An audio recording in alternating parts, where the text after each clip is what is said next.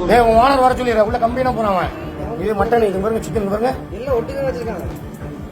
நீங்க அங்க பாருங்க, சாரை கூப்பிடுங்க. இங்க பாருங்க, அவ்வளவு கெட்டு போனதுக்கு எனக்கு இதுதான் போடுறாங்க. சாரை கூப்பிடுங்களேன், இது விடக்கூடாது. சாரை கூப்பிடுங்க சார். அவ்வளவுமே கெட்டு போனதுங்களா பாருங்க.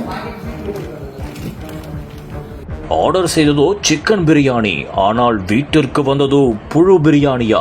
நேரடியாக ரைடு விட சென்ற சாமானியன் கடைக்குள் செல்ல செல்ல பதறிப்போன பேரதிர்ச்சி சம்பவம். கோவை பெரியநாயக்கன் பாளையம் பகுதியைச் சேர்ந்தவர் தான் ரத்தினம் விமலா தம்பதியினர். அப்போது இவர்கள் பிரபல பிரியாணி கடையில் மட்டன் பிரியாணி ஆர்டர் செய்ததாக கூறப்படுகிறது.